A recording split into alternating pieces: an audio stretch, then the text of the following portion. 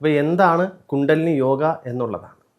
അപ്പം ഈ പറഞ്ഞ വാക്കിൽ തന്നെ യോഗം എന്നൊരു വാക്കുണ്ട്. അപ്പോൾ യോഗം എന്ന് പറഞ്ഞാൽ ഒന്നൊന്നിനോട് ചേരുക എന്നുള്ളതാണ്. അപ്പോൾ കുണ്ടലിനി യോഗ നേരത്തെ പറഞ്ഞ് 3 രീതിയിലുണ്ട്. അപ്പോൾ എന്താണ് കുണ്ടലിനി യോഗ എന്ന് ആദ്യം ചെറുതാണെന്ന് വിശദീകരിച്ചു. കുന്തല എന്ന വാക്കിലൂടെ ചുറ്റിത്തിരിഞ്ഞ് കിടക്കുന്നത്, വളഞ്ഞു കിടക്കുന്നത്, സഞ്ചരിക്കുന്നത് എന്നുള്ളത്. ആ ഉദാഹരണത്തിന് ജസ്റ്റ് ചുറ്റിത്തിരിയുന്നതിനെ കുറിച്ച് ഒന്ന് പറയാം. അത് എന്തിനാണ് ശക്തി പ്രാപിക്കുന്നത് എന്നുള്ളത് പറയാം. ഇപ്പം നമ്മൾ ഏതെങ്കിലും ഒരു ചരുവം വെള്ളത്തിൽ, ഒരു പാത്രം വെള്ളത്തിൽ എടുത്തിട്ട് ജസ്റ്റ് ഒന്ന് കറക്കി വിട്ടിട്ട് കൈ ഇങ്ങനെ എടുത്താൽ അതിന് ശക്തി ഉണ്ടാവില്ല. ജസ്റ്റ് ഒന്ന് കറങ്ങി സ്ലോ ആവും. എന്നാൽ കൈയും താത്തു വെച്ച് കറക്കിക്കൊണ്ടിരുന്നാലോ ചുറ്റി തിരിഞ്ഞുകൊണ്ടേ ഇരിക്കില്ലേ. അപ്പോൾ അതിന് സെൻട്രൽ എന്തുണ്ടാവും? ഒരു ഫോഴ്സ് ഉണ്ടാവും.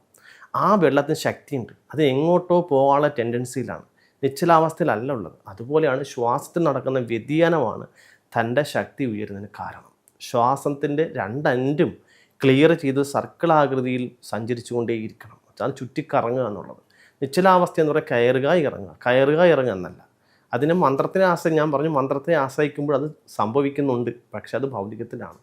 അപ്പോൾ കുണ്ടലിനി ശക്തി, കുണ്ടലിനി യോഗം എന്നുള്ളത് നമ്മൾ ഏതിലാണോ യോഗം ചെയ്യുന്നത് ആ തലത്തിൽ ഇരുന്നു കൊണ്ടാണ് ശക്തി ഉണരുന്നത്. അപ്പം നിങ്ങൾ തന്നെ ചിന്തിക്കേണ്ട ഒരു കാര്യമുണ്ട്, നമ്മൾ എവിടെ ഇരുന്ന് ചെയ്യണമെന്നുള്ളത്.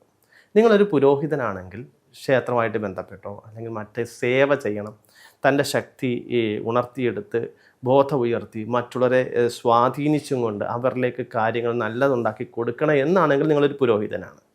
ഓക്കെ, നിങ്ങൾ ചരട് ജപിക്കുന്നു അല്ലെങ്കിൽ അവർക്കൊരു പൂജ ചെയ്യുന്നു, നിങ്ങളുടെ ആഗ്രഹം അവിടെ നടക്കും. നേരെ മറിച്ച് ഒരാളെ നശിപ്പിക്കാനാണെങ്കിൽ നിങ്ങൾ തിരഞ്ഞെടുക്കുന്നത് മറ്റൊന്നായിരിക്കും. ആ ദേവതാരൂപം തോറും വളരെ ക്രൂരമായൊരു ഭാവമായിരിക്കും. അപ്പോൾ അതിലും യോഗം നടക്കുന്നുണ്ട്. ഒന്നൊന്നിനോട് ചേരുക. ഞാൻ എന്തിനോട് ചേരുന്നോ അവിടെയാണ് എൻ്റെ ശക്തി ഉയരുക.